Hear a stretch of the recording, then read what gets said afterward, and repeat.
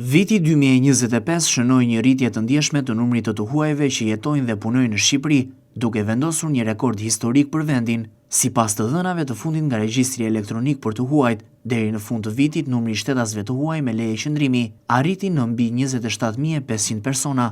Shumica e këtyre të huajve janë të ardhur për punë, ndërsa një pjesë e konsiderueshme ka marrë leje qëndrimi për bashkim familjar. Ndryshe nga vitet e mëparshme, Shqipëria ka shënuar një rritje të ndjeshme jo vetëm të shtetasve nga vendet fqinje, por edhe të qytetarëve nga vendet më të largta si India, Filipinet, Egjipti dhe Shtetet e Bashkuara të Amerikës. Italianët të shumt në qytete janë arritur ndjeshëm në numër gjatë vitit 2025, duke reflektuar lëvizjet ekonomike dhe marrëdhëniet historike me Shqipërinë.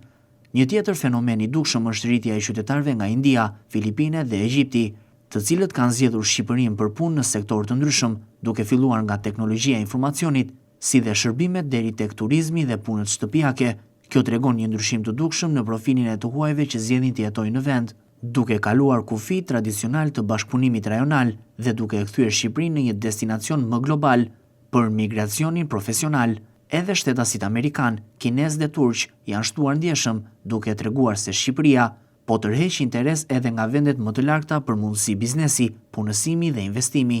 Në vitin 2025 u përpunuan mbi 19.000 aplikime të reja për leje qëndrimi, një rritje e dukshme krahasuar me vitin 2024. Motivimi kryesor vazhdon të jetë punësimi, i ndjekur nga bashkimi familjar, ndërsa një pjesë më e vogël ka aplikuar për studime ose për qëndrim të përhershëm.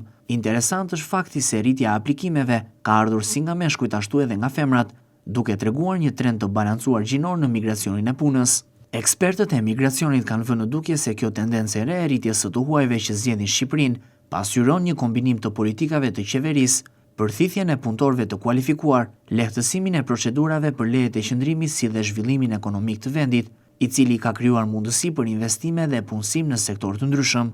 Rritja e numrit të huajve që jetojnë dhe punojnë në Shqipëri mund të ketë gjithashtu ndikim në tregun e punës, si dhe në shërbimet publike, duke nxitur nevojën për përshtatje të infrastrukturës, arsimit dhe shëndetësisë për komunitete më të ndryshme dhe ndërkombëtare. Viti 2026 do të jetë një vit kyç për politikën e integrimit dhe menaxhimin e flukseve të emigracionit. Qeveria shqiptare pritet të vazhdojë përmirësimin e infrastrukturës administrative për të menaxhuar kërkesat gjithnjë më të larta për leje qëndrimi, si dhe për të ofruar mundësi të mira për integrimin e shtetasve të huaj në tregun e punës, si dhe në jetën sociale.